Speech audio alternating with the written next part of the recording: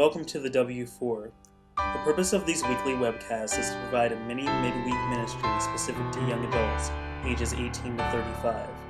My name is Gregory Boyd, and I'm your Director of Young Adult Ministry at the Unitarian Church of Harrisburg. If you have any questions, comments, or concerns, feel free to comment, email, or stop me at coffee hour. Today our chalice lighting is responsive reading number 715 and singing the living tradition. I will read both parts. Your children are not your children.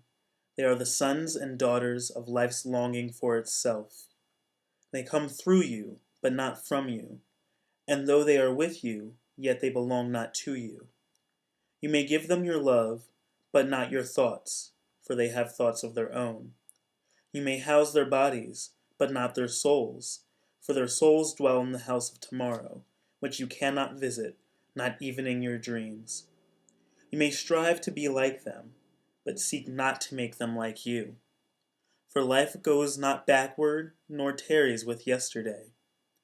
You are the bows from which your children as living arrows are sent forth. The archer sees the mark upon the path of the infinite, and bends you with might that the arrows may go far and swift. Let your bending in the archer's hand be for gladness. Now, a moment of silence for joy, concern, and all things good in the world. I will pause for 30 seconds. If you require additional silent reflection time, please pause the webcast.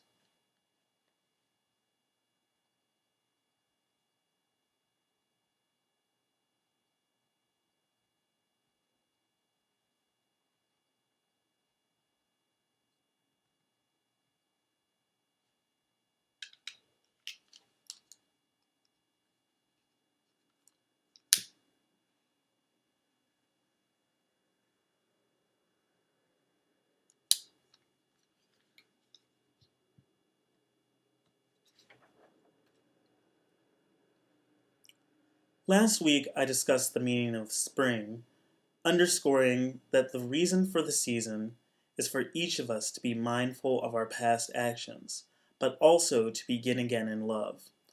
Spring gives us the ability to both literally and figuratively rejuvenate ourselves. In our hemisphere, the increasing levels of sunlight actually do lead to increased levels of energy. We may also sublimate this newfound energy into spiritual growth and development. I've been on a fitness kick lately, so let's call this process spiritual cardio. Now, the goal of spiritual cardio, as with a standard cardiovascular workout, is to increase endurance and further promote all-around health. However, as any good practitioner of cardio will tell you, the more one exercises, the more one needs to intensify the workout in order to achieve maximal results. Plainly stated, in order to be our healthiest spiritually, we must periodically reevaluate, intensify, and diversify our practices of faith. From this basic knowledge on spiritual cardio, or faith maintenance, if you will, I believe religious rituals, particularly rites of passage, derive. The passage rituals of many cultures and faith traditions often involve physical cardio components. These rituals vary in intensity and complexity, from participating and performing certain dances and speech acts, to traversing the backs of cattle and permanent body modifications. My question, therefore, is, what is a rite of passage? Now, my question is not rhetorical. I ask you to discuss it through the comment field, as well as on our Facebook page.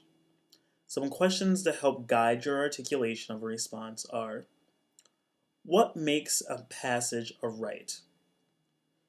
Which changes does the individual undergo during said rite?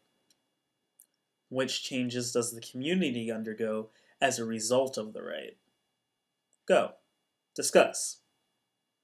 Utilizing your responses, I will further discuss rites of passage with particular emphasis on those specific to our faith tradition during the next W4, Rites of Passage, Ways of Being, Part 2.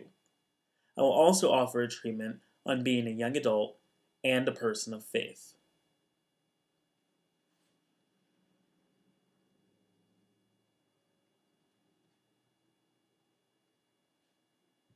This week's worship webcast was short but sweet, but now it's drawing to a close. So I offer you these words of benediction from reading number 725 in Singing the Living Tradition. Simply to be, and to let things be as they speak wordlessly from the mystery of what they are.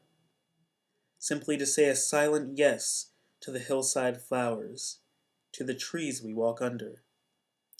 To pass from one person to another a morsel of bread, an answering yes. This is the simplest, the quietest of sacraments. Go in love, go in peace, and see you here next Wednesday for our next W4.